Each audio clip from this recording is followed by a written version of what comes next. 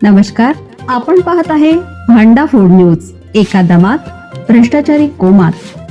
Social media, कर्जबाजारी, गुन्हेगारी, सट्टेबाजी, चोरी, मटका, जुगार, दारू, सावकारशाही, न्यायाच्या प्रतीक्षेत प्रशासन. भांडाफोड न्यूज. एका दमात भ्रष्टाचारी कोमात. कॅन्सरवरील औषधाच्या बहाण्याने भोंदूबाबाचा विवाहितेवर बलात्कार. कोल्हापूर शहरात धक्कादायक प्रकार उघडकीस आला.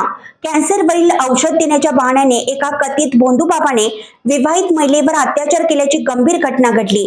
या प्रकरणी संशयित प्रतीक मुळे याच्या विरुद्ध जुना राजवाडा पोलीस ठाण्यात गुन्हा दाखल करण्यात आला असून तो सध्या फरार आहे.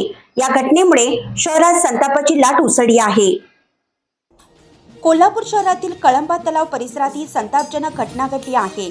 पीडित महिलेच्या बहिणीला कॅन्सर असल्याचा फायदा घेत संशयित प्रतीक मुळे यांनी औषध देण्याचं आमिष दाखवलं. पती परगावी गेल्याची संधी साधत त्यांनी महिलेशी मोबाईलवर संपर्क साधला. शिवाजी पेठेत बोलावून लाल रंगाच्या मोटरीतून महिलेला कळंबा तलाव परिसरातील एका लॉजवर नेण्यात आले. तेथे खोलीत नेऊन दरवाजा बंद करून जबरदस्तीनं अत्याचार केल्याचा आरोप पीडितेने केला आहे. तसेच घटनेची वाच्यता केल्यास जीवे मारण्याची धमकी देण्यात आल्याचं फिर्यादीत नमूद करण्यात आलं आहे. घाबरलेल्या महिलेने पती परत आल्यानंतर सर्व प्रकार सांगितला. त्यानंतर कुटुंबियांनी पोलीस ठाण्यात धाव घेतली. घटनास्थळ जुना राजवाडा पोलीस ठाण्याच्या हद्दीत येत असल्याने तेथे रात्री उशिरा गुन्हा दाखल करण्यात आला. पोलीस निरीक्षक किरण लोंढे यांनी दिलेल्या माहितीनुसार संशयित सध्या फरार असून त्याच्या अटकेसाठी पोलिसांची पथके रवाना करण्यात आली आहेत. या घटनेमुळे शहरात संताप व्यक्त केला जात असून आरोपीला तातडीनं अटक करण्याची मागणी होत आहे.